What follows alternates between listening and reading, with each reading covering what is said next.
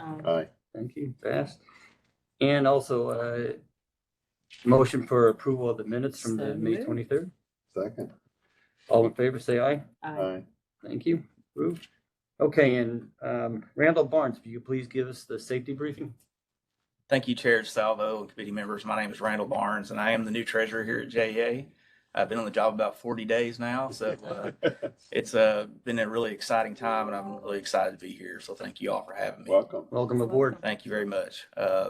Treasury's role here at JEA is to make sure we fund JEA's projects through the debt capital markets, to invest our cash and manage our cash appropriately, make sure we pay our suppliers on time, and also manage relationships with investors and the rating agencies to make sure that we're telling JEA's story the way that we need to tell it. So, and I've got an excellent team. Just shout out to my team if they're watching.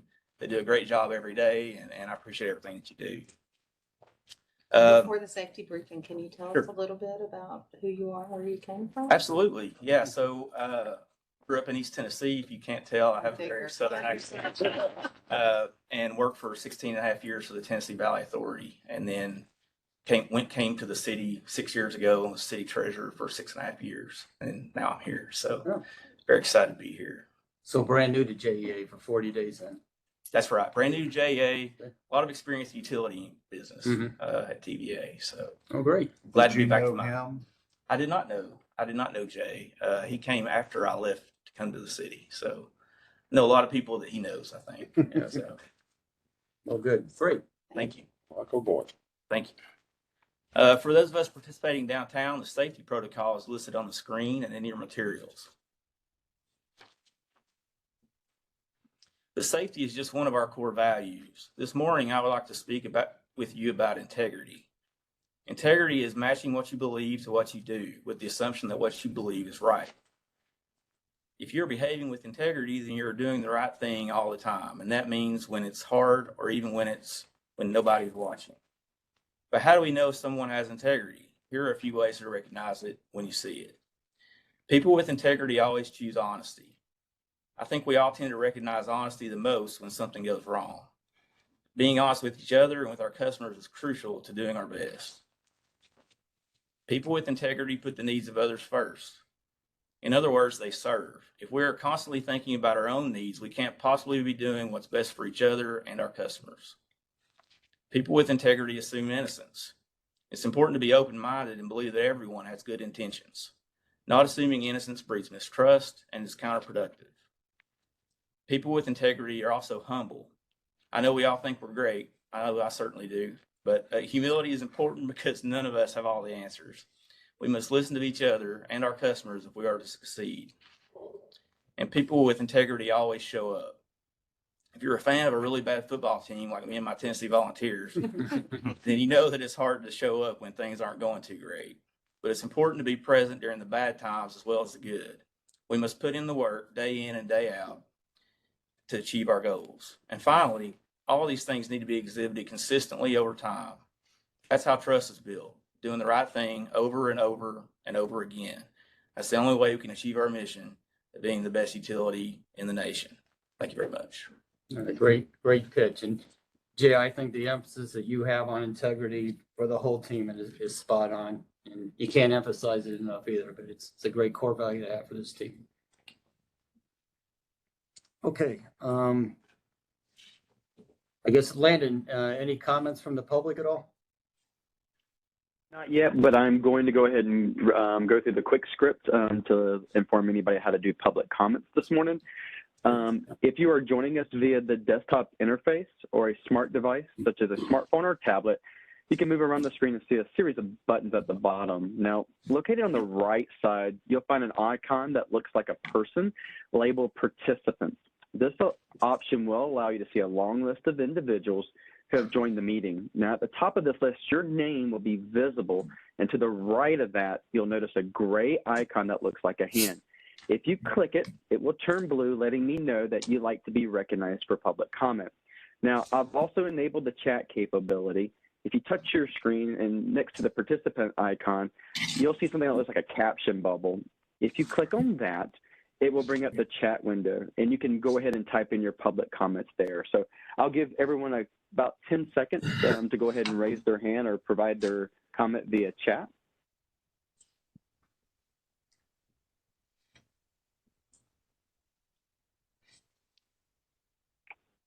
Seeing none, I'll go ahead and turn it over back to y'all. Thank y'all. Great, thank you, Landon. Okay, next I think we're going to talk reliable and resilient infrastructure with Laura Dutton. Good morning, Chair DeSalvo, fellow committee members. I'm Laura Dutton. Michael Corbett and I are going to do the update today.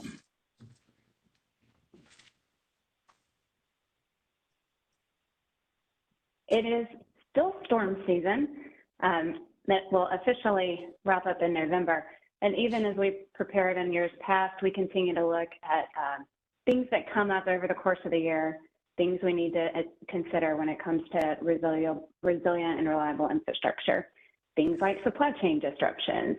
And those are things that we incorporate into our emergency preparedness efforts throughout the course of the season. In addition, we've had a resiliency team working. They've been in place for more than a year now, and their objective has really been to think about resiliency beyond storms. So today I wanted to give you a brief update on some of the noteworthy efforts that are happening, in addition to the things that folks on these teams are doing routinely in their day-to-day jobs. All of this is really so we can ensure JEA customers can count on us during any event. You may have heard about overhead to underground project work being on hold with some of our current limitations with supply chain, but there is in fact a study underway. Currently, we are in the data collection process of that, and it's taking a slightly different approach than what's been done in years past.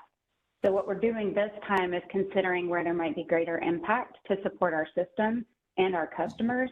And what we're anticipating is that we will be able to bring any recommendations that are coming from that study over the course of the next year as it wraps up. We've talked quite a bit on this resiliency team about the events that occurred in Texas back in February of 2021. And we see really an opportunity for us to be able to better communicate in the community should an extreme weather event occur in Jacksonville, either hot or cold.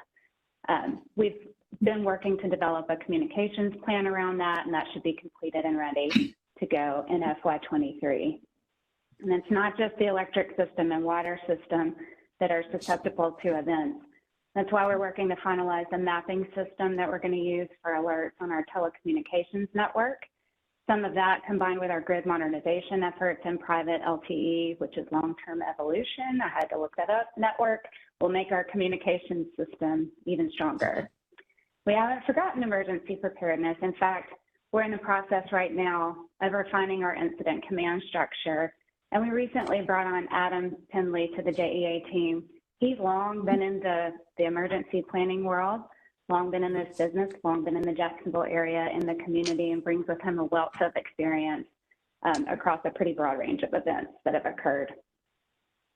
So all of the updates I've talked to you about are things that are not done. They're longer term. They will take us our continued effort, and we're going to be working on those over the coming months. There are, though, a couple of transactions we'd like to review with you that support the resiliency of our electric grid. So I'd like to turn it over to Michael Corbett, the Director of Real Estate, to walk through those with you now, and then we'll be happy to answer any questions that you have. Michael? Thank you, Laura. Good morning, Chair DeSalvo, members of the JE Board. My name is Michael Corbett. I'm the Director of Real Estate.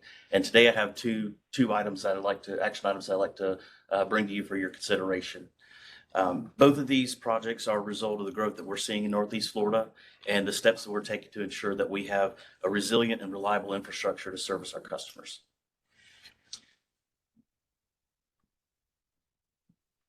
Our first action item would be the acquisition of property for a new water facility in South Nocatee. The real estate department would be requesting the board of directors authorization to negotiate and execute a purchase and sale agreement to acquire 3.76 acres for a new water facility at the appraised value of $1,435,000. Now, historically, JA entered into a development agreement with the Park Group to provide utility services for the Nocatee community. As the development continues to grow, so have our needs to support our infrastructure. We have a need for a new water facility because we currently do not have a facility in that area. As the development continues in that area, we're also seeing a scarcity for new sites for a new facility. And particularly this site was selected because not only of its availability, but also because it's strategically located within the service area. But most importantly, the new facility is going to be able to relieve the stress that's on our existing system and be able to provide service for about 4,000 new users. We've already begun negotiations with the property owner to acquire the site, and so far we have the following general terms. It would, of course, be the acquisition of the 3.76 acres at the $1,435,000, and that's the JEA appraised value. We would have 90 days for an inspection period of the property, as well as a 30-day closing period. In that agreement, we are going to provide the seller with a maintenance and access easement, and this easement allows the seller to provide landscaping and beautification for the entry of the property, and that's because it's around their community. And at this time, both parties are agreeable to these terms. With the board's approval, the real estate department would move forward with negotiating, executing the agreement, and then acquiring the property. Where exactly is it? It's kind of hard to tell from that map. So if you look in the bottom right corner, bottom left corner, that is A1A. No, that's Phillips Highway, US 1. Okay. So if you look at the very, very top, you can see Nocatee Parkway. So the large grouping at the top, I believe, is where they have a shopping center, and it's all expanding south. So it's substantially south of the current Nocatee. Correct. I got you. Okay, just Correct. trying to. Correct. Okay. And it's all growing south. Yeah. Well, trust me, I know. Yeah. Seen it. All right.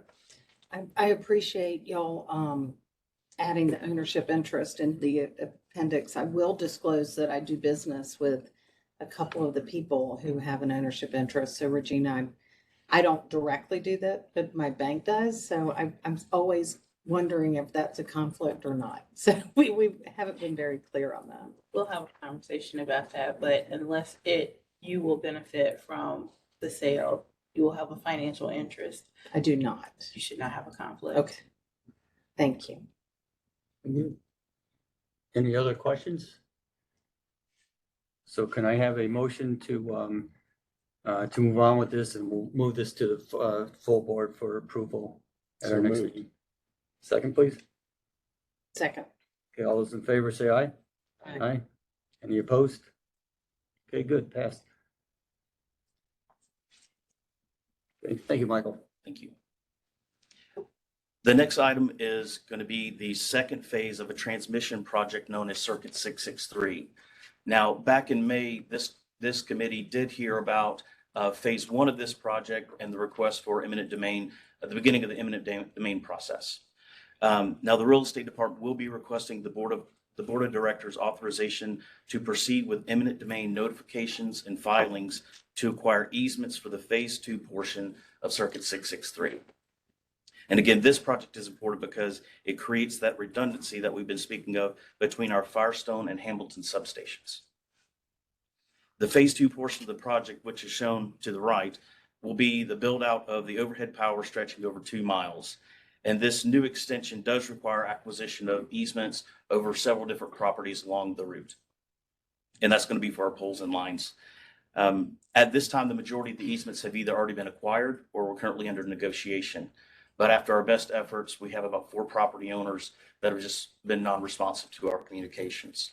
So being able to move forward with this and have board approval would allow the real estate department to be able to move forward with eminent domain filings and provide notifications, official offer letters to those persons so that we can begin the eminent domain process and hopefully begin construction by the end of the year. Mm-hmm. And I assume, because I know we talked about this before, in fact, on phase one and all that, but I guess every opportunity's been afforded the 4 Correct. owners. Yeah, okay. So, Correct. okay. And again, most of them have either been already been acquired or we're currently negotiating, and these are just 4 that have been non-responsive. Oh, okay. So this will start the clock of us being able to put money in the bank and be able to take ownership and then begin the project. Okay. Got it. But we have provided notification for correspondence. Okay. All right. Any questions at all? Okay. Could I have a motion to go ahead and proceed with the eminent domain notification? So moved. Second. All those in favor say aye. Aye. Any opposed? Passed. Bring that to the board. Okay, thank you. Thank you. Hey, Jay, I'm sorry. Getting back to resiliency, I know that JA does like tabletop exercises, right? Prep for it. Yes. And we're all up to snuff on that, obviously. We do. Okay. We have, in fact, yesterday we had a second round of some training on Okay. an event and that Ted's group, and we have Laura mentioned Adam, the new manager of emergency management, emergency preparedness, and we're working towards how we need to be structured because we've got lots of new folks in here. How we need to be structured in the 23 hurricane. We're Right. working on the 23 hurricane season right now for Okay. hurricanes. But then we have other activities that are emergent. Every day there's an emergency. And so how do we make sure we're doing those things too? Yes. Okay, great. Okay, the electric integrated resource plan. Right. Good morning. Morning, General DeSalvo and the committee members. So I'm pleased to provide you this update on our electric integrated resource plan. This is the second update that's being provided to this committee. And while we don't have any specific action items, we do believe that it's important to bring you these periodic updates since there's going to be various options that are going to be identified in this IRP for us to consider in regards to how we serve our existing and our future customers. I also want to take the opportunity that performing the IRP on behalf of JA is a consulting firm of Black & Veatch, and they are industry experts when it comes to IRP development. So this slide right here, how do we do it? There's several variables to take into account when identifying new generation resource. And this slide kind of indicates the complexity of this issue. We must give consideration, of course, to reliability. We must be able to meet our peak demand as well as having a reserve margin. We must also account for the varying load and fuel sources over time. The retirement of existing generating resources, as well as the expiration of our purchase power agreements are also factors. How do we incorporate the intermittent sources as well as our firming sources into the mix? And how do we figure in demand side management, weatherization, as well as increasing capital and operating costs for new resources? It's a very complex issue. So I believe the committee has seen these before. There are 6 proposed scenarios. I'm going to take a little bit of a deeper dive because these are the scenarios that are currently being vetted. These are the scenarios where the modeling is going to take place, and these are the scenarios where the options will be identified. So the current outlook, scenario number 1, this is essentially what we call our base case. So expected load growth is going to continue based on historical usage patterns. We're going to keep the existing generation fleet until their natural retirement due to age and our condition. And fuel supplies and pricing, if we take out our current period of volatility, and Nancy's going to get into that next, those are going to follow more historical trends. Option number 2, scenario number 2, the economic downturn, that's just as it sounds. The rate of inflation is going to continue to get higher. Natural gas and solid fuel prices will continue to increase as compared to the current outlook. And because of this, there's going to be a reduced load growth and reduced customer adoption of electric vehicles. And also construction costs for new generating units will go down. Hey, Ray, excuse me. I'm sorry, getting back to current outlook, does that include Vogel coming online? Yes, it does. Okay. That's part of our current portfolio. Okay. And offline. Comes online and it's 20 years and right. then offline. Right. Back in. Right. Yes. Thanks. Good point. This is a 30-year RFP, so Okay. it will come offline in 20 years. Number 3, efficiency plus distributed energy resources. So we're going to see increased efficiency, which is going to lead to lower load forecast. There is also an increase in the distributed energy resources. Construction costs will reduce for new generating units. Natural gas and solid fuel prices will increase, and you're going to see a continuing theme of that particular variable. And you say the construction costs will decrease? This construction cost is going to decrease in this particular one. That's under an economic downturn that. I thought we would pass that one to the efficiency. Excellent question. These variables are being repeated in each one. So construction costs could decrease in an economic downturn as well as in scenario number 3. Just like gas prices, fuel prices, solid, it's throughout all of these variables. The only difference is everything's compared to the current outlook. So in some of these scenarios, it's going to go up. Some of these scenarios, it's going to go down as compared to scenario number 1. Okay. So increased electrification, that's as that sounds, there's going to be increased electrification, including higher adoption of plug-in vehicles. And all of this is going to increase our overall load growth, increase customer adoption of distributed energy resources. Natural gas and solid fuel prices are going to continue to increase. Scenario number 5, this is called efficiency plus DER plus lower emissions. So increased customer adoption of demand side management, weatherization, distributed energy resources. All of this is going to lead to reduced load growth. And in this scenario, this is the first one where there are specific targets for renewables and clean energy. And then last, not least, scenario number 6, future net zero. There's higher costs for CO2 emissions in this one. Removal of higher carbon generating units are included in this scenario. And then a higher adoption of renewables and non-carbon sources. Ray, what are distributed energy resources? Can you give me an example of that? Yes, certainly.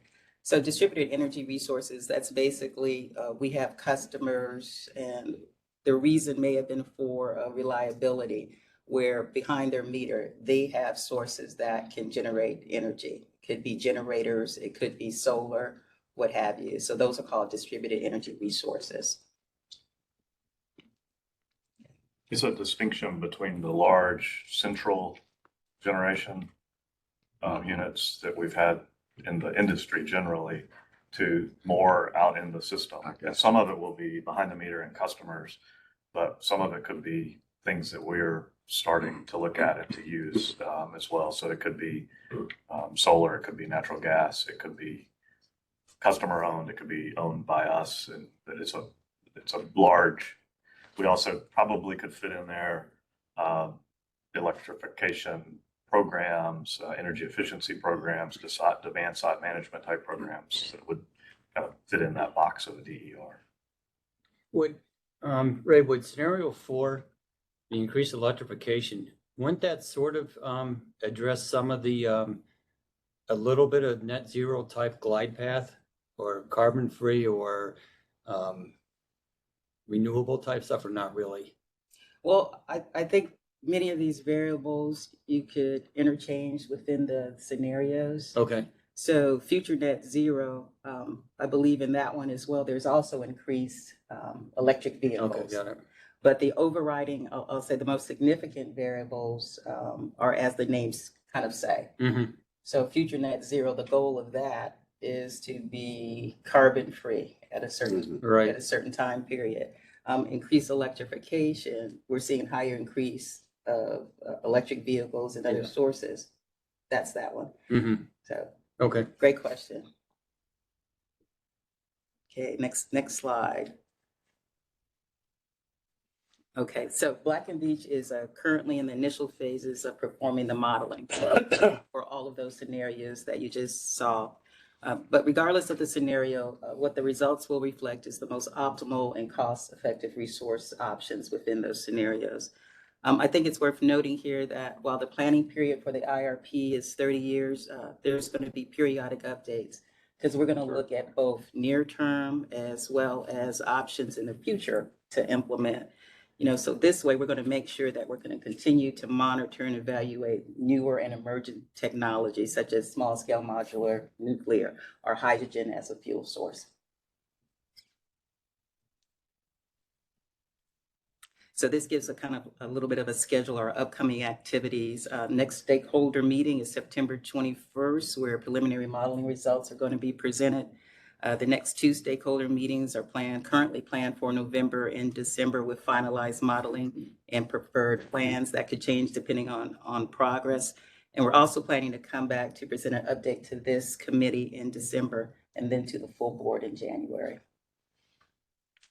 What is the goal of this exercise as far as, will the participants and the stakeholders vote on what they want, or are they just being informed? Great question. The goal of the stakeholder engagement is to make sure that we get input from a variety of stakeholders, because everyone has a different perspective on what they consider to be valuable and important. So we take that input and then we see how that is incorporated into this overall plan, but they are not a voting party. Okay. So when you have the stakeholder meeting, it's the entire group.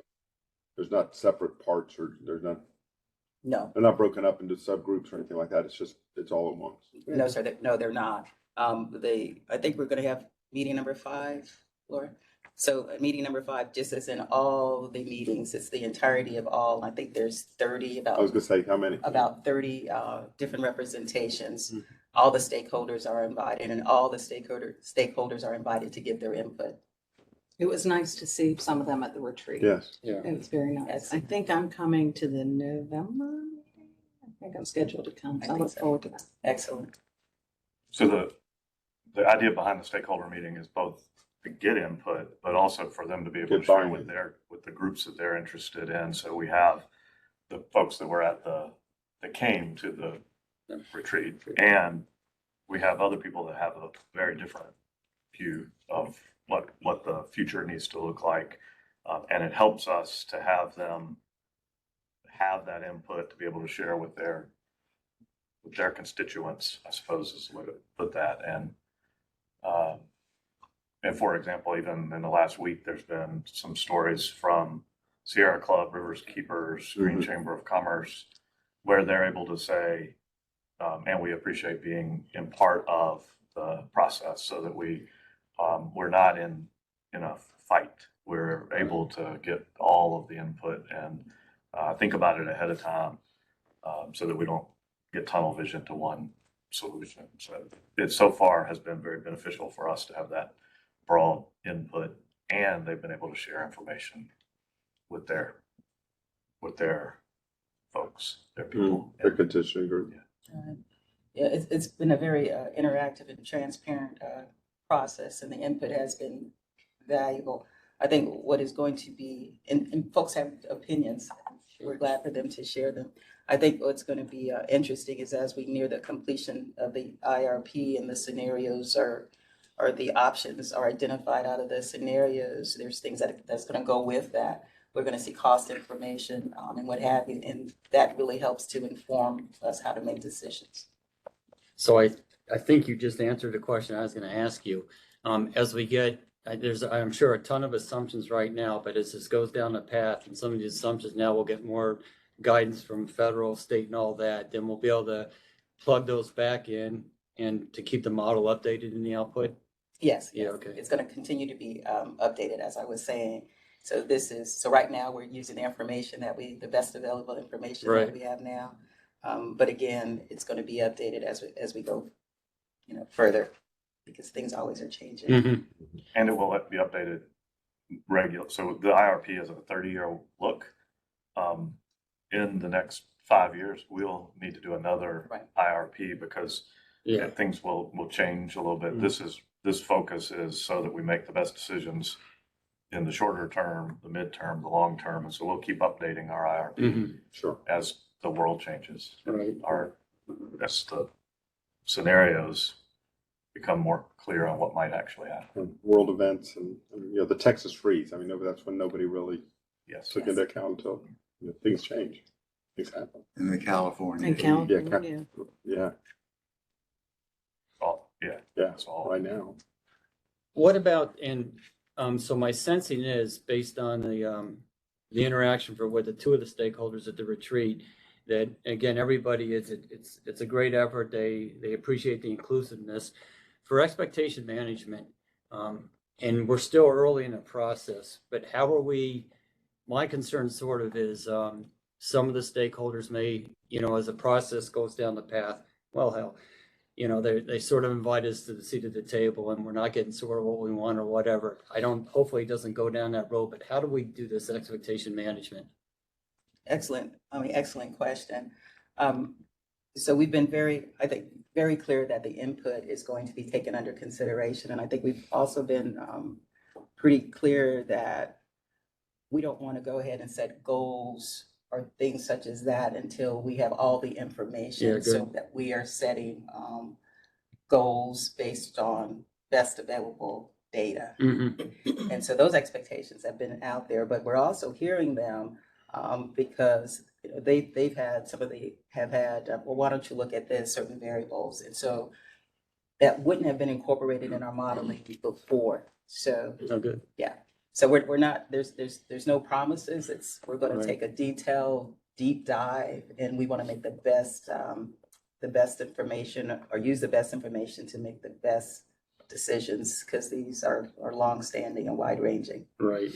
Okay. So we're putting the exact model request that the group that came and talked to you is going to be one of the sensitivity analysis under the scenarios, so that whenever we come back to you, we'll be able to say, this group asked for this specific thing and it looks like it's going to cost this much, and that is why we are going with it or not going with it, depending on what that cost is. So it gives us a stronger platform.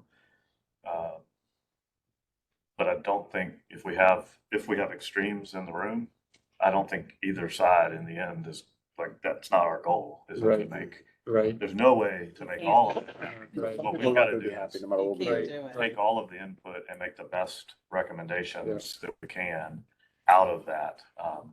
And we really you have two options. You either do it without any input and then have to explain all of the decisions and what you did, or you bring everybody into the and explain it along the way. And that's the route, and that's more of the best practice on how we could proceed with this. Sure.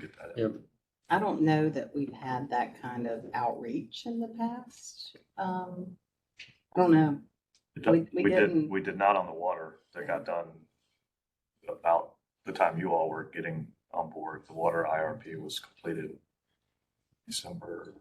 November of 20, January 21. Those voices can be powerful for unintended consequences that we might think, okay, that's the right thing to do, and go off down this path, and they're the ones that are going to say, wait a minute, but if you do that, this is a potential consequence. So I'm glad we're giving the community voice. Good. Okay.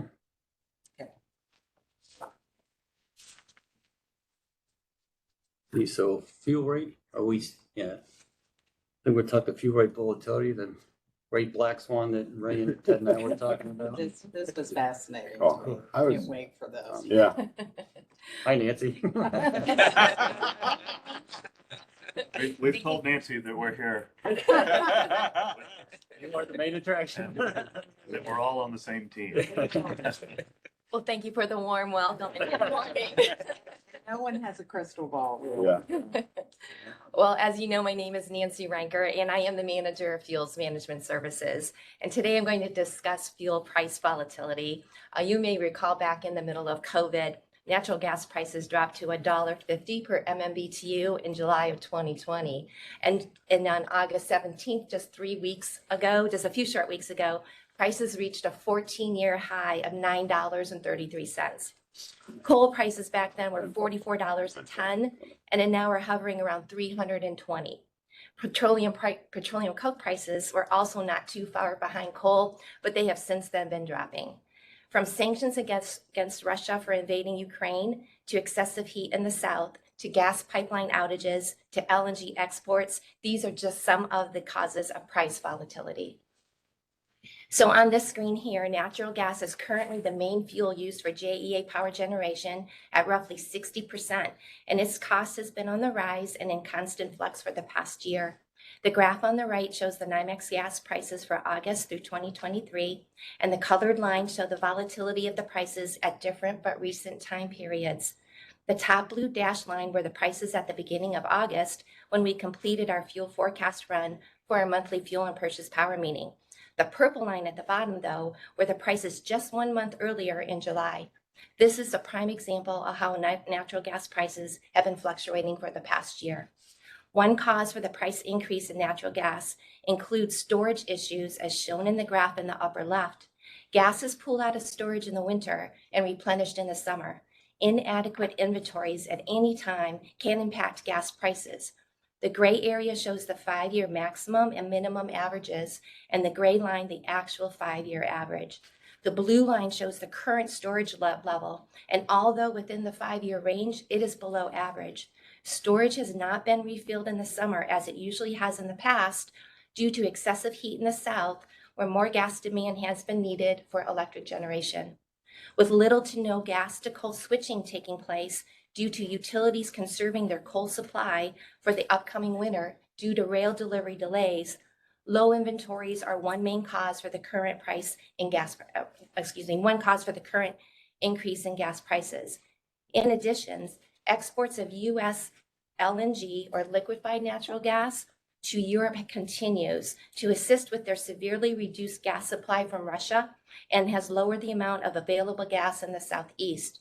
For reference, gas costs in Europe range from $40 to $60 per MMBTU compared to approximately $8 to $9 here in the U.S. There's an incentive for suppliers to continue to ship gas overseas.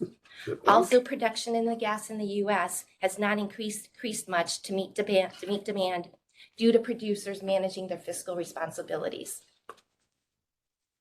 Nancy, what if you took $8 gas and liquefied it and shipped it to Europe? What would the cost be at that point? Well, they're getting $40 to $60 for that, but there are liquefaction charges for them to do that and the shipping. Yeah, and that I don't know what those costs are, but it's Less than 40. less than 40. Yeah, It's a A good, lot less than good, 40. it's a yes, good deal. it's a good deal.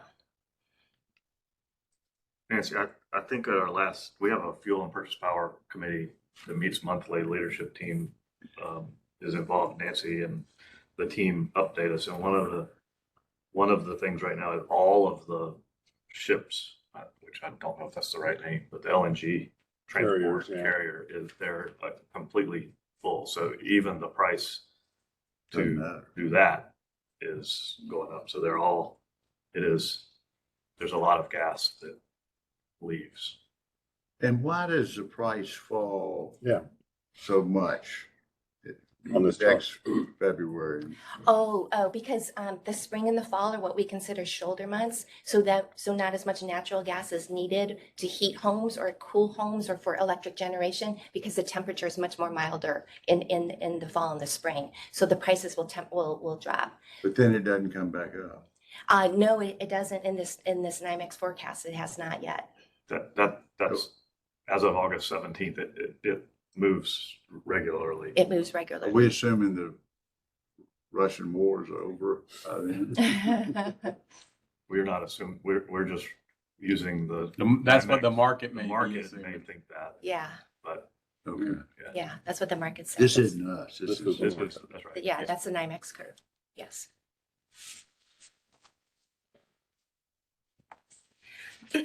To add more volatility to the rising price of natural gas, we are dealing with the basis price issue that is currently impacting cost to JEA. The gas commodity price in the blue line is the Henry Hub or NYMEX price. The red line is the delivered cost of gas to Jacksonville. The two lines are close from January through May, but in June, the red delivered price line starts to increase, and the blue Henry Hub price line starts to decline. The difference between these two lines is called the basis price, or in other words, the difference between two pricing points. In June, the prices started to diverge when an explosion at the Freeport LNG facility reduced the amount of gas being exported, keeping more gas in the south, and the Henry Hub price dropped. This facility is expected to come back online in November, and its impact to the Henry Hub price will be seen then. Meanwhile, in addition to commodity price increases, an increase in the delivered cost to Jacksonville is from the unplanned and extended Compressor Station 60 outage on the Transco pipeline that has hindered gas flow to the southeast. That one's important. That's never happened, I mean, for But is that coming back? 30 years. Yeah, and I'm going to talk about that Okay, in the, all right. this I was next just- section. I left us hanging there. I did. Sounds More like to- something Russian. There's more to come. With the reduction in supply, there is also more demand for gas for power generation, as shown in the upper right graph, due to the heat this summer and less electric generation produced by coal. This, coupled with low gas inventories, as previously mentioned and seen in the graph in the lower right, and we have a recipe for gas prices to be high and remain high through the winter. Some relief may come with the start of the Mountain Valley Pipeline that is currently under construction, as shown in the lower left, but it is not projected to be online until late 2023. This is important as some of JEA's natural gas supply and the 200 megawatt FPL purchase power agreement have exposures to this basis.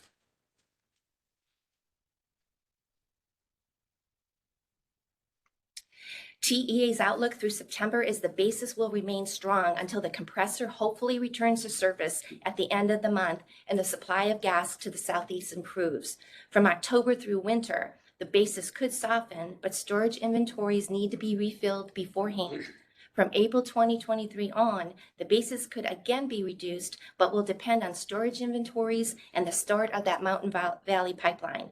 Throughout this time period, the basis is forecasted to remain elevated. So just out of curiosity, was that compressors pipeline 60, station 60, was that a like a planned service, or did it just break down and now they're reacting? There aren't a lot of details about it, but it did just break down. It was unexpected, unplanned, and now we have an extended outage with it. Wow. For planning, yeah. Somebody's part. Okay. Okay. Let's see. To help combat natural gas price volatility, our hedging team meets regularly to look at JEA holistically and not only provide gas hedging recommendations, but also purchase power and any other fuel strategies to reduce price risks. Here is a graphical representation of our enhanced natural gas hedging strategy. We have a 5-year or 60-month rolling program where we established minimum hedge levels in the blue circles and opportunistic levels in the yellow diamonds based upon the projected volumes of gas needed to generate power.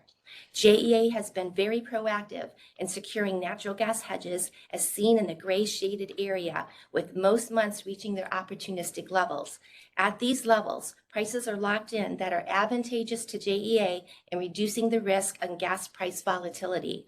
Our mark-to-market balance as of early August was $360 million in JEA's favor. This means these hedges over the next 5 years will reduce the cost of gas to JEA and to all its customers. So, Mr. Baker, your question where we saw that curve and we saw it didn't, it falls off in the spring of next year and it doesn't go up.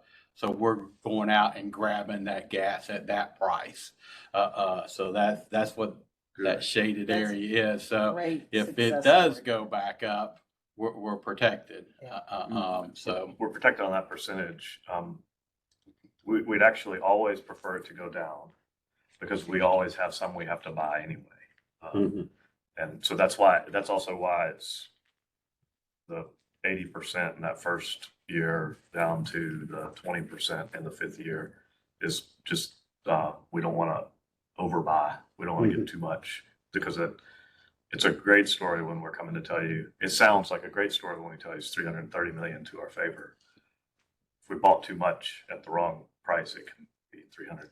Right. That's harder to explain. And gets more heavy. Yeah. Yes, that's right. That would, the hedging policy, right now it's saving money. The intent of it is to stabilize rates. So sometimes we'll be slightly higher. Long term. We're trying to stabilize rates on the Always look at hedging as insurance. insurance. Exactly. Risk mitigation. Exactly. It's risk mitigation. Yes. It's not in the money or out of the money. It's insurance. It's not a crystal ball, right? We, Yes. like you said, we don't have crystal balls. So if I like to tell people, if I can figure out how to beat the market, I have a very good job here at JEA, but I would be doing something else, right? And there would be beaches and people bringing me drinks all day. They're different colors. So, I have the same conversation about interest rates. yes, there you go. Yes, ma'am. Okay, stupid question time. How often do you do hedging transactions? Well, we meet quarterly as a hedging team, but recently, because of the price volatility, we've been meeting even more often. Okay. And so when we come up with recommendations, we send an email to the Fuel and Purchase Power Committee to get their approval, and then we go ahead and make transact those hedges. So sometimes we'll do them immediately, but if the market prices went up really high, we may delay a week, or we may delay several weeks. So we try to get the best prices that will be good for JEA. Right. So we've been doing them throughout the past year. Yeah, okay. Do I recall correctly that the Florida Power and Light Purchase Power Agreement, the fuel costs don't change? The FPL contract, the fuel price is set. Right, 70% of the 200 megawatts have been locked in with hedges. Correct, Joe? Correct. Yeah, so 70% of that's already been locked in with natural gas hedges. But isn't the basis, doesn't it affect that? The basis is affected, the difference between Henry Hub To and get the delivery. to get the delivery, that compressor 60, that separation, we're open to that. So it has gone up. You can't hedge that. Right. But FP&L's hedging it, not us, right? I mean, it's their problem. Yeah, I don't know exactly how they handled that. We've got a locked in price. Yeah, it's an affiliate. Yeah. NextEra Energy Marketing did the hedging. But to Nancy's point, though, that basis differential we're exposed to, we can't hedge that. So we hedged Henry Hub, the NYMEX future. That still was a good, Still even with that, great. it's still a good. You're right. The base price, but not the delivered price. Henry Hub, yeah. It turns out. Yeah. That's right. And that, hopefully when the compressor gets fixed, it will. Right, it'll come back down. Exactly. And how did a LNG plant explosion make the price go up? You would have thought there'd be more capacity in the system.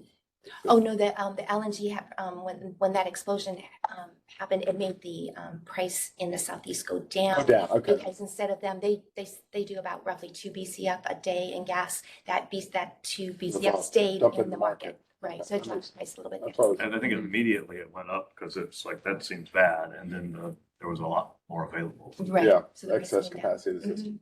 Okay. Okay. Okay. On the coal front, this is the price of coal using the NYMEX index from September through 2024. And again, you can see the volatility in the prices. The top gold line was the price of coal in July, and the green dashed line, the prices we used in our August forecast model run. The prices then dropped somewhat after we completed the forecast, as shown in the blue line. So is that saying coal prices are falling? It was at that point in time the coal prices were falling.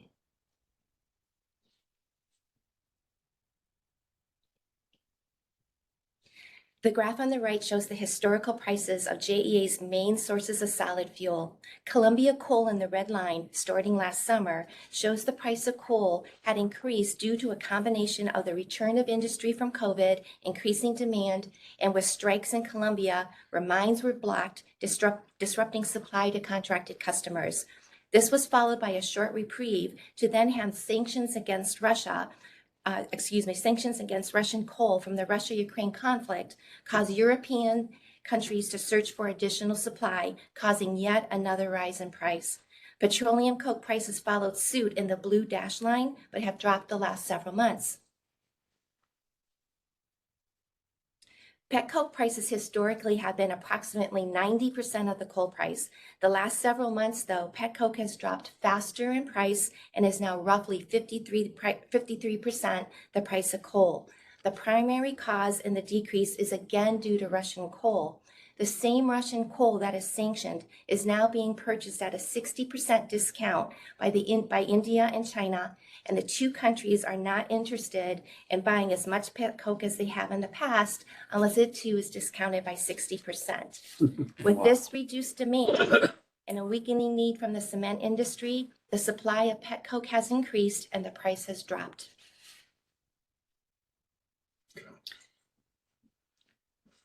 Almost backwards. Huh? And we were migrating our mix away from pet coke, so now are we moving more towards this? Yes, ma'am. Yes, And ma'am. is coke more carbon intensive than coal or natural gas?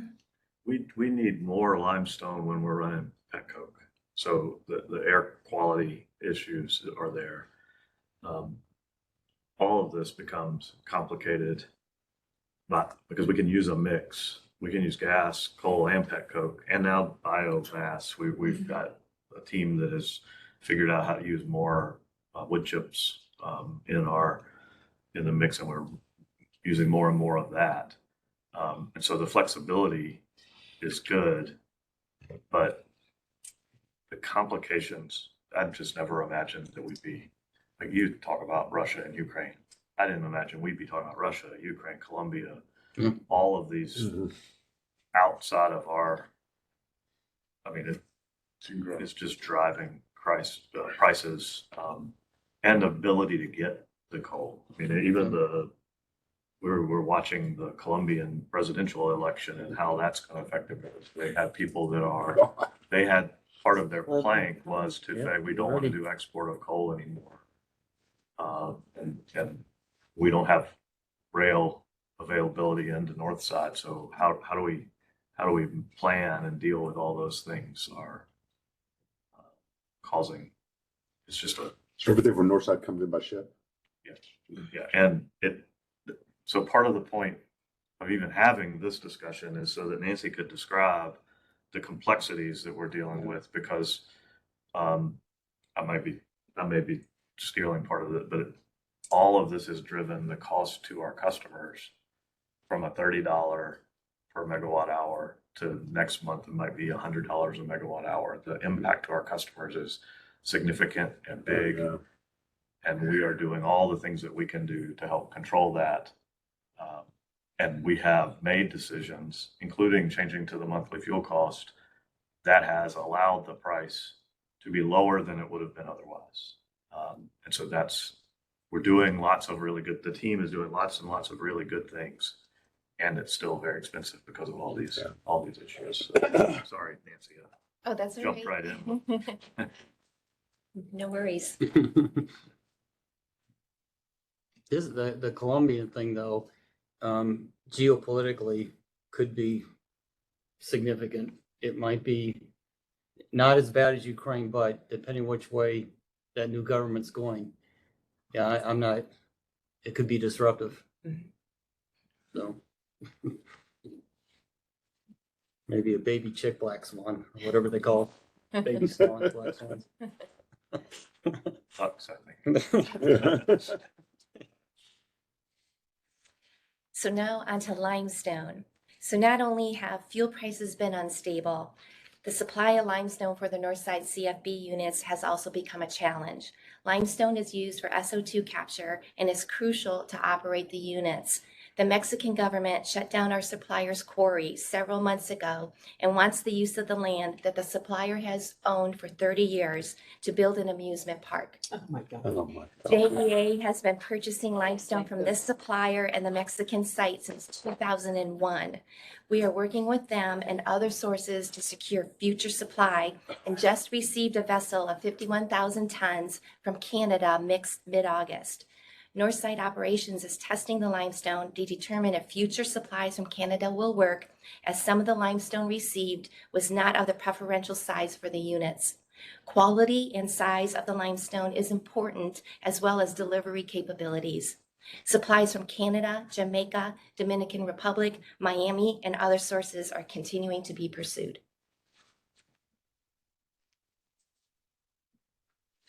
An amusement park. I thought I should say that out loud again. Oh, my God. Well, on to our dispatch of units. This colorful graph shows the projected dispatch prices of JEA's units and purchase power for the next year. The yellow shaded area is the market cost of purchase power around the clock, and the blue shaded area is for 5x16 power or Monday through Friday power purchases. All the lines are JEA's units or previously purchased power and their relation to one another in their costs to generate electricity. Months ago, extensive efforts were made to lock in power purchases for late 2022 and 23, as shown in the light blue line. These purchases are significantly below current market prices, saving substantial costs and expenses. In the wintertime, it will be more economical to operate our units versus purchasing additional power due to its costs correlating to the price of natural gas. In April, gas prices are expected to decline, and with that, the cost of power. I'm sorry, two things on that one. To point out your question about the FPL, there's a lot of colors. I think it's the black line that says PP purchase power 200 megawatts. That's the FPL. So it's next to the bottom and the least expensive. And very far over on the right, you can barely see it. There it is. That's Vogel starting to show up on our, and now they are suggesting that it may come on in March. And so that's good. But so we're still showing it in our mix out in that July, August, that August line is when that shows. So it starts to show up. That's why there's some positive for Vogel. And that's just unit 3, right? Or is that? That's just unit. Right. Just unit 3. And that's the total cost or just the cost? Just the fuel cost. The fuel cost. Yeah. Just like it's supposed to cost. Yeah, there's it's a whole nother complication. The total cost. Yeah. The debt. That's what I was wondering. Yeah.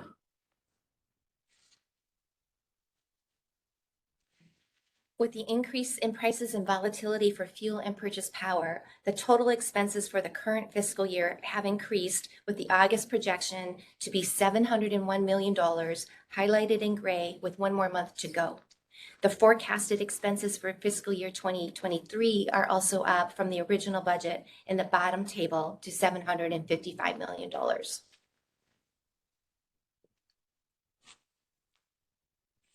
I'm sorry.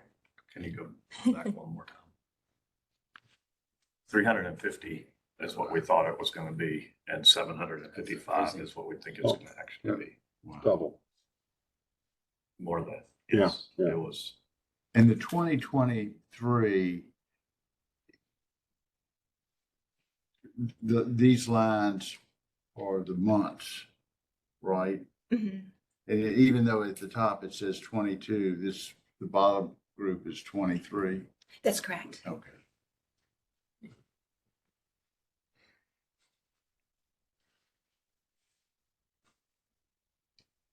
Okay.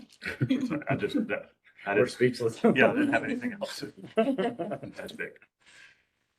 From these expenses, financial planning and rates calculate the monthly fuel rate for the electric bills for the upcoming month.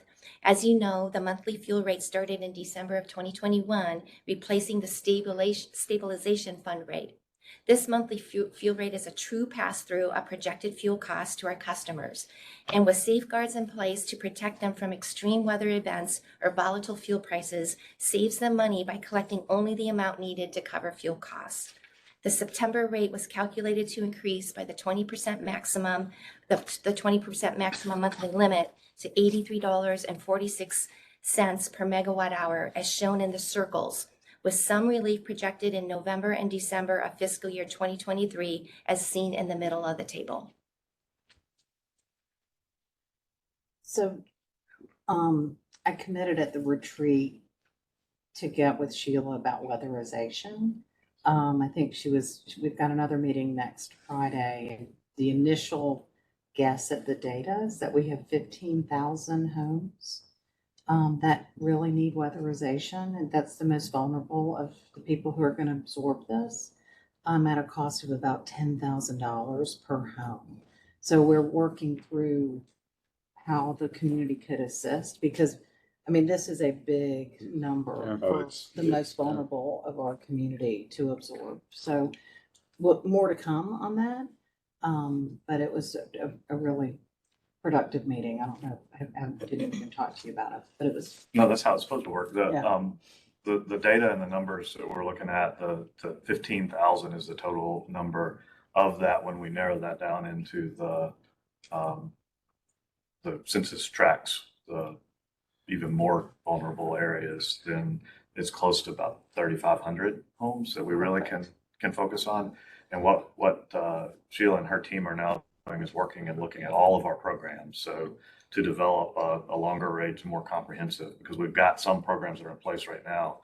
We want to be careful not to start a separate one that are in conflict. And so what are we doing with our demand side management? What are we doing with energy efficiency? And what are the new the new things that are coming from Washington? And are there any federal dollars? Are there any other types of grants so that we can do that? And then what $10,000 is very expensive. And what is the value? We want to look at what the value for different levels of weatherization might be. And so there's a lot more work to go in. So we're going to keep on going down that path, but we think that it's the right thing for us to find partners to participate and help those customers. That's the plan. Yep. And again, we just had an initial meeting. I think the data is being refined. So I think we have a meeting next Friday. Yes.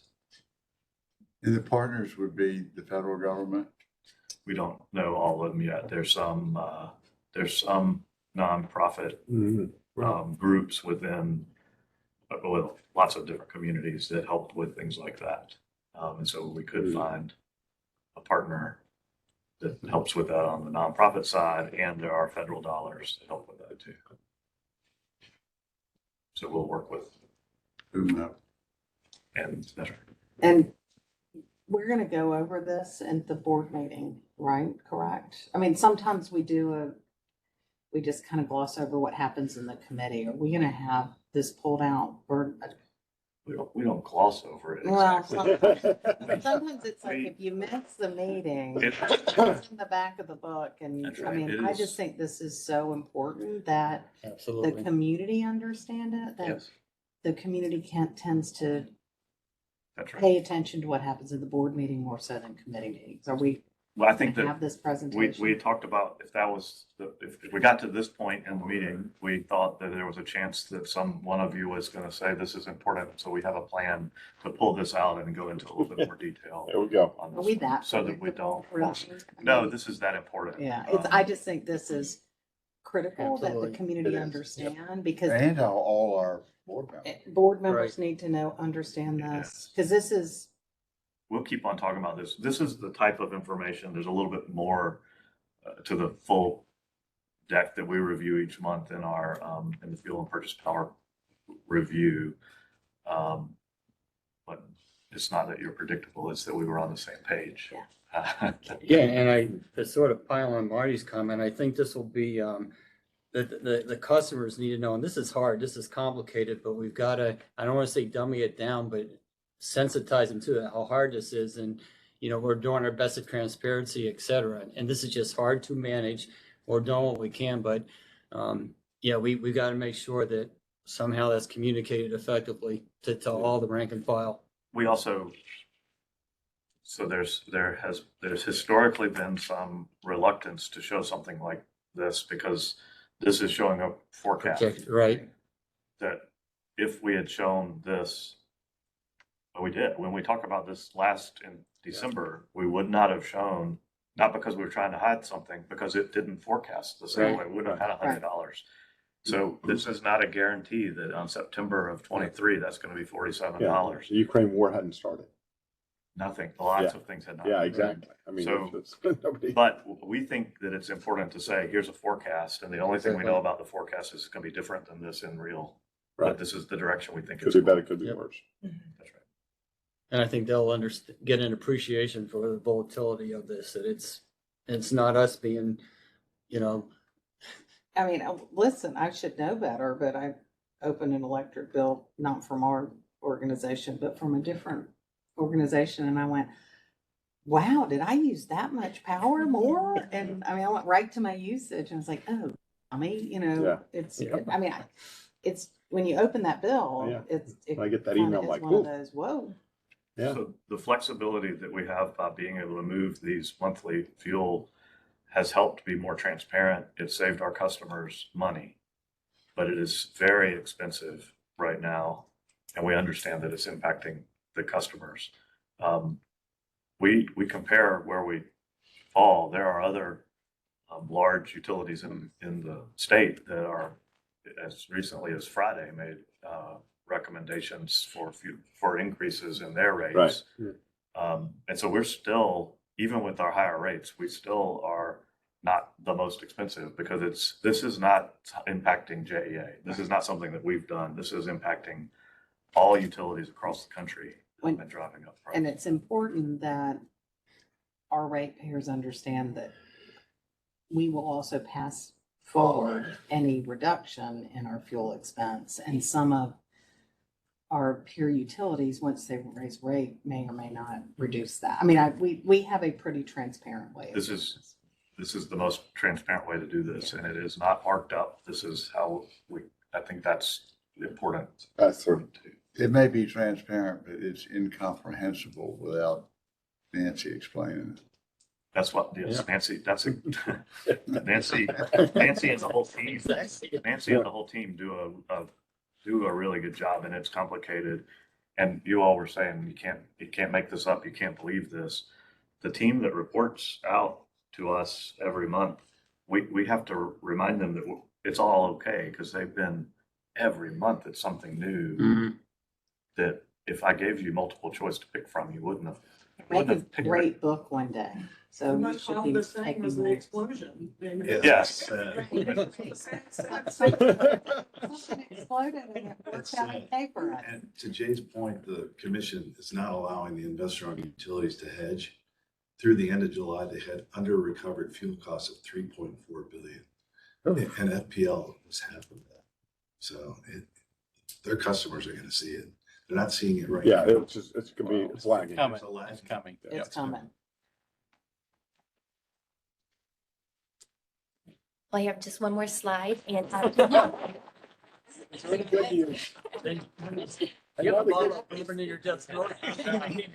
Say the best for the last or the worst for last? well, Jay did say some of this already, I'm sorry. but which is just fine. But I'll just, if you don't mind me repeating it, but I do want to say that, my fuels team, I do want to just, say a big thank you to them. This has been probably the most tumultuous year they've ever worked. We have a really good, strong team, and I thank them every single day because they're really good. But it's been rough for them. They hate to see these prices as well to all our customers. So thank you to my team, and we and JEA do recognize that the customers are feeling the impacts of these increased fuel costs to their electric bills. And as Jay said, utilities across the nation are also dealing with these same issues, as energy markets worldwide are not only seeing commodity prices rise, transportation costs as well. Costs are expected to remain high through the winter, and I'm just keeping my fingers crossed that we have a mild winter.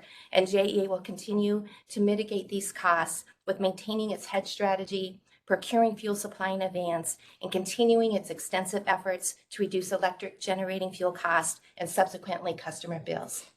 And with that, I am done. Nancy's happy to answer any questions.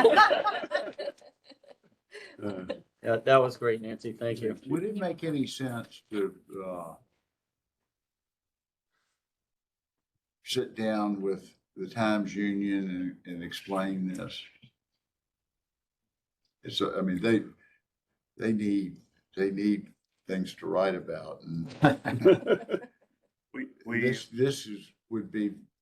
it'd be fascinating and helpful to us. We have a Yes, I think it would make sense to do that. We also have a plan on how to keep on communicating in traditional and social media kind of ways. And so we'll add that to the list of how we have that conversation with a couple of different,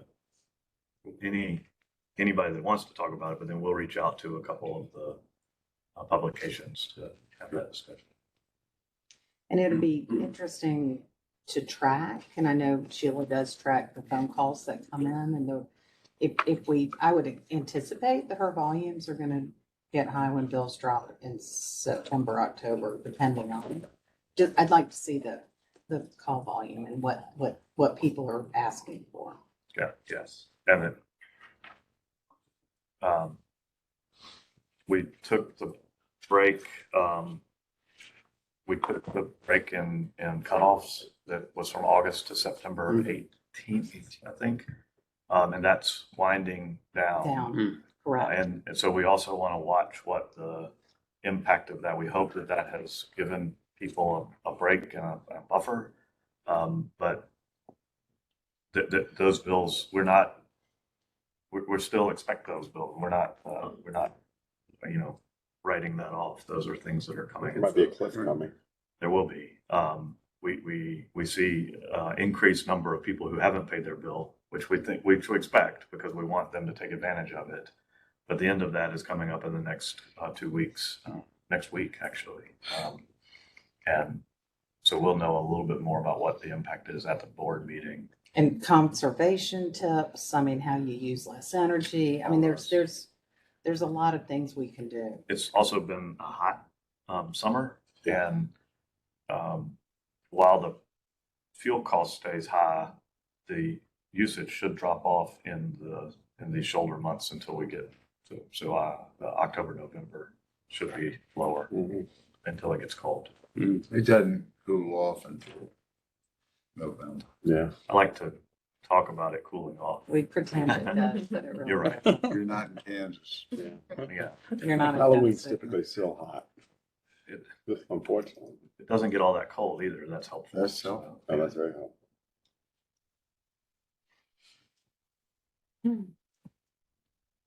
Okay. I think, let's see here. So now the market risk management policy. Nancy, you're on again. Yeah, I am. The Fuels Department, Financial Services, and TEA reviewed and updated the energy market risk management policy. The changes are non-substantive and include modifications to align the policy with current organizational structure and to clarify current processes regarding risk, business practices, exposure limits, credits, reporting and policy acknowledgement, and distribution. It also improves clarity to the roles and responsibilities of the Fuel and Purchase Power Committee. Please note at the last board meeting, the board approved this policy to increase the transaction authorization limit for the managing director CEO from $50 million to $100 million. The changes requested today are for language improvements to the policy. Staff requests the Finance and Operations Committee recommend to the board the approval of these changes to the energy market risk management policy.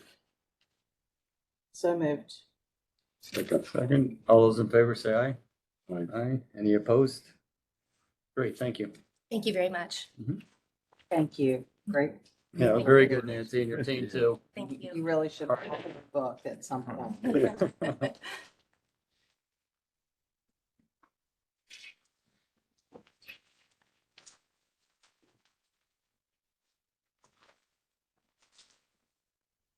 Okay, let's see here. I think Brad?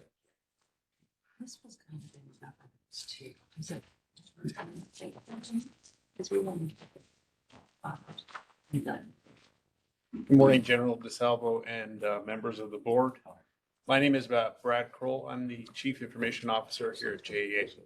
I'm coming up 2 weeks on my 1-year anniversary here at the organization. Yeah, and it's been a great 1 year. I'd like to say that I very much enjoyed my time being part of the organization. So today I'm here to talk to you about cybersecurity, a topic I know that you're all very much interested in. It's in the news a lot, and there's a lot of questions about what we're doing to keep JEA our internal customers and our assets safe. And so today I'm going to talk a little bit at a high level, not in specific detail, about the things that we're doing to keep the utility safe.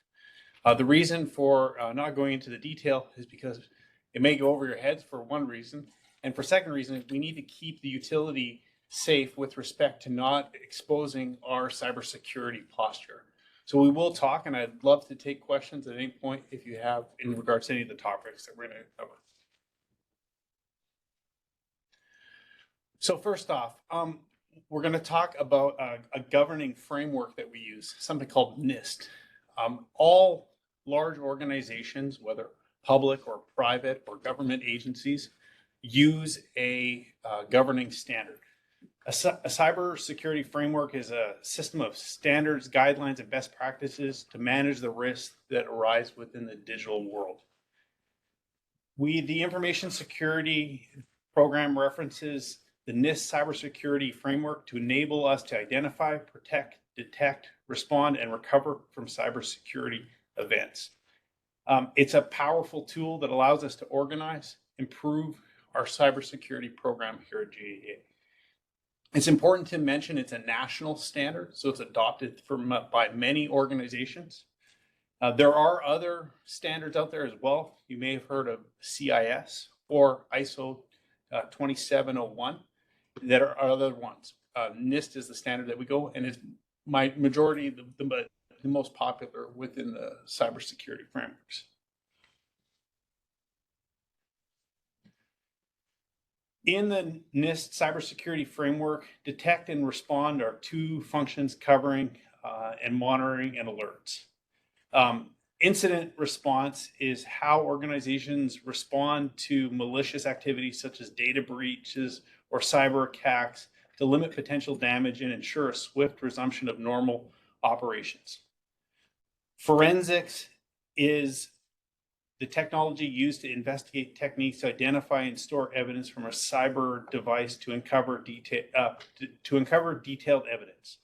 This is a graphical representation of the life cycle of detect and respond. There's a lot of acronyms that we like to use within IT. You'll see some on the left, so I'm going to talk a little bit about them. Network detection and response, NDR. Think external to JEA. So everything outside of our environment, that is the network detection response. EDR, endpoint detection response, is everything internal to JEA. So our devices, our data centers, and everything that we use from a computing standpoint. We have go back. Yeah, one more. Yeah, there we go. On here, you'll see something called the Security Information and Event Management, or SIM. This is a tool that allows us to aggregate all the logs and events that occur within the environment. And why this is important is it allows us to collect data to make decisions on the threat landscape within JEA and understand when people are trying to exploit our environment.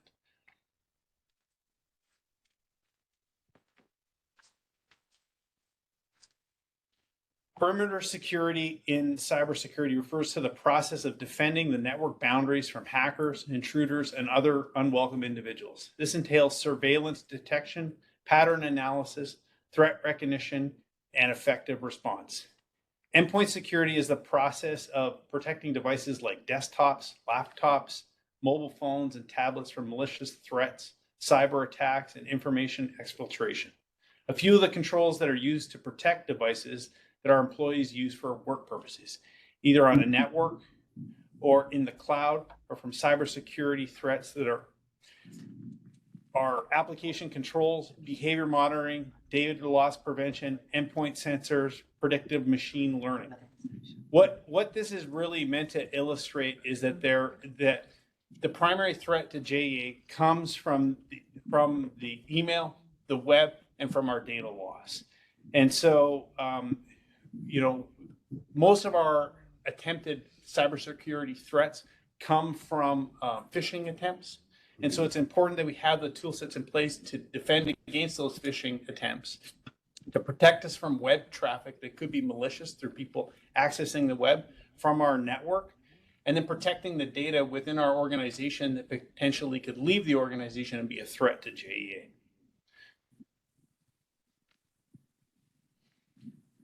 Vulnerability management is probably one of the most important, or one of the critical areas that we do in terms of cybersecurity. Vulnerability management is the process of identifying, evaluating, treating, and reporting on security vulnerabilities in the system and software that runs on them. This, implemented alongside other security tactics, is vital for organizations to prioritize possible threats and minimize their attack surface. We need to assess the vulnerabilities to identify the potential risks on the assets and then prioritize the vulnerabilities. Often, this is a software patch provided by the vendor. We are constantly scanning and remediating identified risks within the environment. I like to say that cybersecurity is always a threat landscape that's forever evolving, and it's our responsibility to constantly stay one step ahead of the bad guys. Because, you know, the bad guys are constantly looking at the posture of these cybersecurity tools and what you're doing, and they're trying to get one step ahead. And it's why at the beginning of this presentation, I talked about how we need to keep some of what we do here confidential in order to protect JEA. Awareness is a foundational component of information security programs, and research suggests that human error is involved in more than 90% of security incidents. This is not dissimilar from JEA. Our people remain our biggest threat to the organization. So it's important that we constantly keep people aware of the threats that exist and that we educate them through a variety of means about the threats that exist out there so they can do their parts to keep JEA safe and keep our assets safe. I like to always say that we're only as secure as our weakest link. And in many instances, the root cause of a cybersecurity incidents are people, unfortunately. So we need to keep vigilant as an organization. We run regular phishing campaigns where we test people. And it's not to call out people, but it's meant as a means to educate people. And they get more and more sophisticated all the time. And I'm ashamed to say I've even been caught by one of the phishing attempts, because sometimes you're reading emails so quick that you just click on something and you get caught. So Can we put that in your evaluation? It was.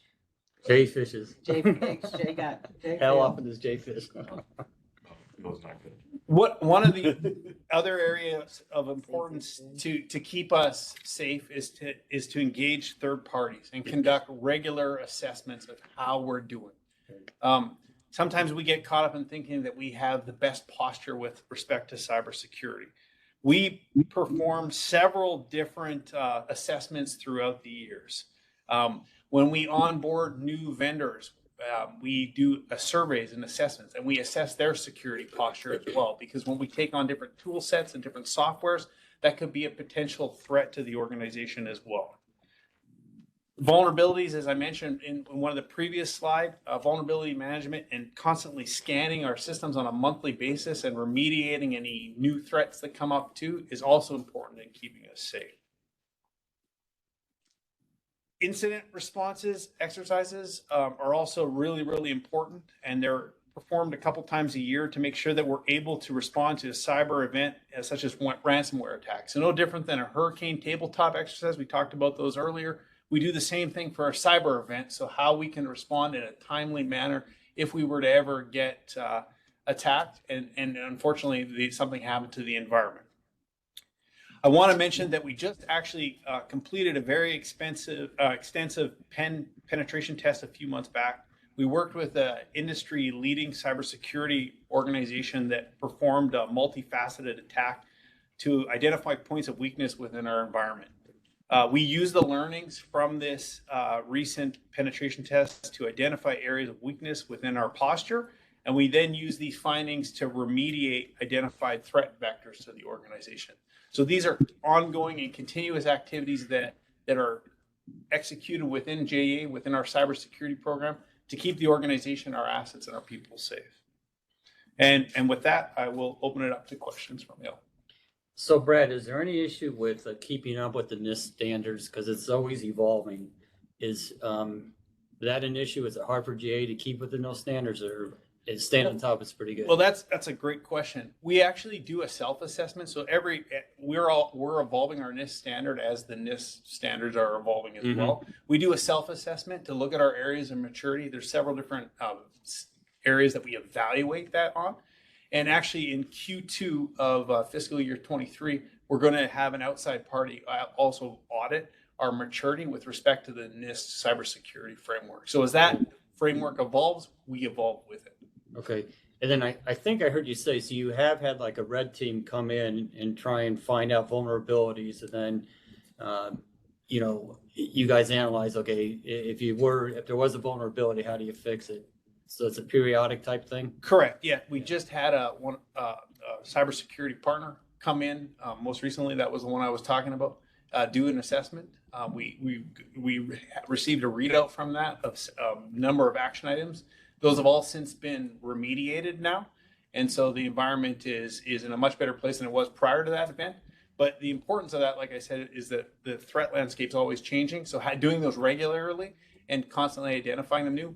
One of the biggest things I talked about, vulnerability management, to keep up and identify those things.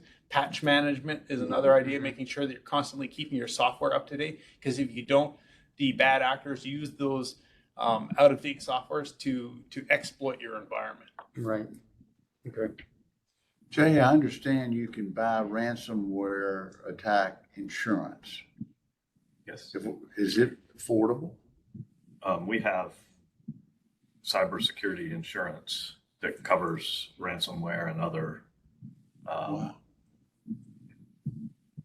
the identity protection type things, all of that. And in fact, it's kind of between Brad. Jody's team also is a compliance side, which is also foundational to what we're doing. This is a lot.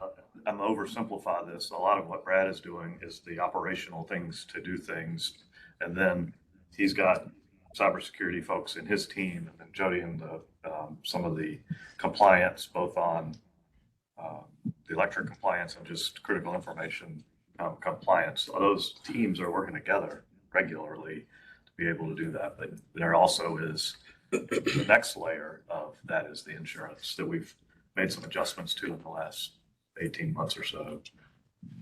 And do we do an audit on our IT? In IT, we have done an audit, and I'm not sure what do you mean by audit of IT? We get, at our company, we have an auditor that specializes in information technology, and they come in and do an audit. And my reason I ask is if we do it, you ought to share that with her audit committee. Yes. Yeah. Got it. And we had the shade meeting a year or so ago. Whenever the timing is right, we had a similar, slightly different update in the finance group committee. And we'll balance those things when the appropriate time to come back and kind of get into the details of that. And we have discussed in the governance committee, I've just leaned over to Jay. I said, isn't this in my world instead of in the finance world? But there's so much crossover that it's appropriate to bring up both. And we have discussed, Ian White has offered to do something similar to what you described, but we decided that we would give the team time to get people on staff and see if there might be other folks out there who could do the same thing. But that will fall within the audit function. So thank you. And if we need a shade meeting again, when it's appropriate, when it's appropriate. And I'm proud to say the cybersecurity practice that we have at JEA is really industry leading. I may have mentioned when I joined last year, I came from the oil and gas sector where I spent over 20 something years and led several different cybersecurity. I was very impressed with the robustness. We measure ourselves on a monthly basis with a very detailed scorecard with respect, and we're constantly pushing those metrics to improve our cybersecurity posture. Awesome. It's only good until it's not. Yeah. I mean, this is. That's good. We've all heard the nightmares in the news, so we don't want to be in the news. Yeah, and Jay spoke about the partnership with Jody and her group on the critical infrastructure protection. We very good working relationship and have regular meetings to ensure that we're, like I said, protecting our assets. Because, you know, if we did have a breach, we, knock on wood, hopefully we could contain that and not have that affect any of our generating assets or any of our water assets, because that could be catastrophic. Mm-hmm. So what's your biggest concern? I mean, the program's going great. What's your biggest concern, Brad? My biggest concern, obviously, it started in February when it was the Russia-Ukraine conflict, because it was well known, or it was published within the government, that Russia would target critical infrastructure as part of that. You look at the Colonial Pipeline hack that happened, right, and the impact that had to an organization. If the Russian army were to take their intelligence, I mean, the Russians and the Israelis are some of the best in cybersecurity, right? If they were to focus their efforts on attacking JEA, I mean, I'm not saying that we wouldn't be up, to be able to protect ourselves, but that's a lot to take on. Yep. So if we were particularly singled out, and I'm sure that all utilities think about that. And also making sure that, I talked about our people, that our people are taking cybersecurity seriously. Yeah. Because, everyone puts the organization at risk if they don't follow our cybersecurity controls. Mm-hmm. We talk about how we are foundational to the community as an organization because of what we do. There are several of these key groups and departments that are foundational to that. Absolutely. We rely on technology for so much of what we do. Right. We've got systems in place to separate and keep the things separate, but if there were a significant attack of some sort, it would have a impact on our operations and our ability to do lots of different things. Okay, great. Any other questions or comments? Great. Thanks, Brad. Appreciate your support. Thank you. Okay, pricing policy. Victor. How you doing today, Victor? Great. Thank you, Chair. Good morning, Chair, Committee. Pleased to meet you all. My name is Victor Blackshear. Born and raised in Jacksonville. So I've been here all my life. Good for you. And I've been in JA for 20 years. And being in JA for 20 years, I've seen quite a bit. I've had several positions on the customer relationship side. And eventually I made my way to the finance side as an analyst, and then became a manager. And then just about a month ago, I'm now the Director of Financial Planning and Rates. So it's a pleasure to be here. But my life is centered around my family. That's my lovely wife. I have a son in college, and I have a daughter in high school. And I'm also taking care of my father right now. So life has been good, but life is also busy. Yep. So today, we talk. For those of us who have had daughters in high school. Thank you. Add you to our prayer list. Thank you. I like to say my family keep me on my toes, but they also put me on my knees. I understand that. That's the end of his presentation. So today I'm here to talk to you guys about the pricing policy revisions. And as a reminder, a pricing policy is intended to provide broad guidance and to facilitate management, control, and oversight of our JA pricing structure. So today I'm gonna focus on three main recommendations. One is the rate setting methodology. Another is the electric financial metrics, and then stabilization funds and rates. So those will be the three areas that we're focusing on today. So as a reminder, back in 2015, at the recommendation of the staff, the board adopted regulatory accounting. And regulatory accounting gave us the ability to defer expenses until they're included into the rates to charge to our customers. Along with the regulatory accounting, we were required to change our rate setting methodology from cash basis to utility basis. Cash basis defines revenue requirements as operations and maintenance, debt service, and capital outlay. But utility basis defines it as operation and maintenance, depreciation, and rate of return. The rate of return includes inflationary increases in asset replacement costs plus interest expense. So that's the new parameters within the utility basis rate setting. And we just want to make sure that our pricing policy is completely in alignment that supports regulatory accounting. So with that in mind, when we were looking through our pricing policy, we noticed that there were still some references to the cash basis terminology. So we're proposing to replace that with the utility basis terminology, again, which is depreciation expense and the rate of return. Also looking at our pricing policy, JA has been doing a great job in recent years of making some very progress, a lot of progress with our metrics, to the degree that I think back in FY20, we've exceeded our goal for the debt to asset goals at 60%. So we want to challenge ourselves a little bit more and pull that goal down to 50%, because that's where the AA rating utility really tells us that that's a great metric to have.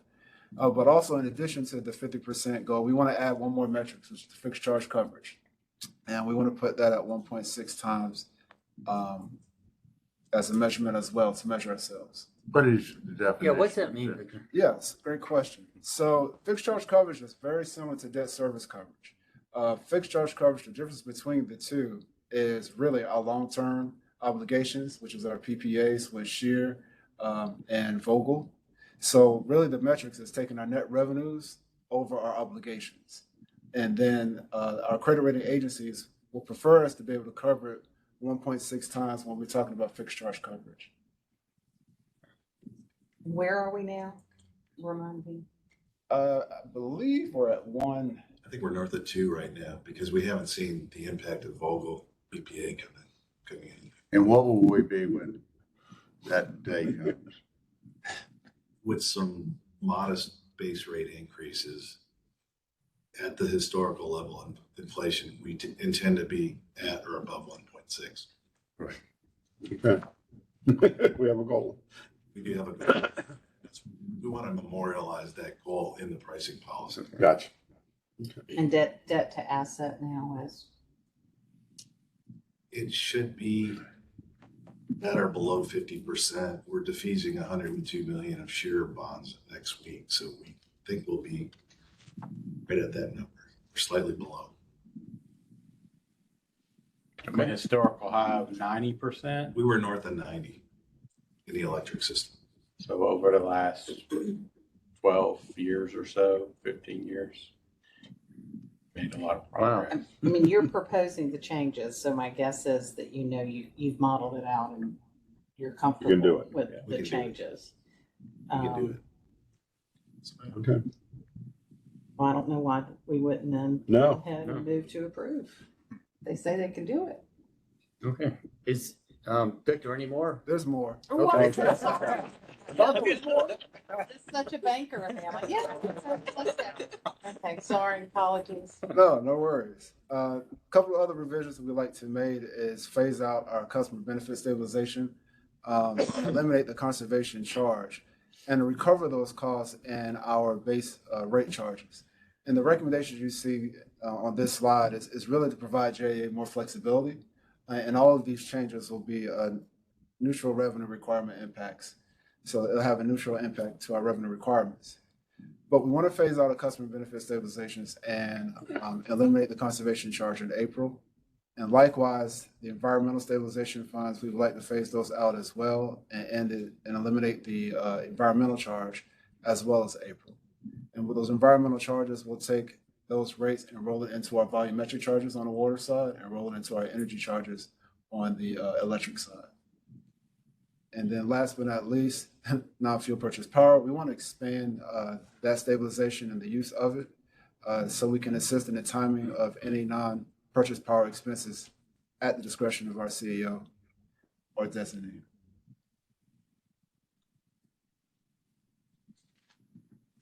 So to recap, our recommendations for our pricing policy revisions is to make some adjustments to our rate setting methodology, establish a new financial metric, which is the fixed charge coverage we talked about, as well as lower our target for our debt to asset ratio. And with the stabilization funds, eliminate the conservation one, as well as the environmental, and expand the non-fuel purchase power one as well. Also, on the red lines in your package, you'll see that we've had some other administrative items that we also are addressing in the package. So the staff recommends that the Finance and Operations Committee recommend the proposed changes to the board for approval. Okay. That is the end. Well, it would be appropriate to move to approve at this time. Thank you. Second. Thank you. Okay, all those in favor say aye. Aye. Any opposed? Okay, pass. Good. Thank you, Victor. Thank you.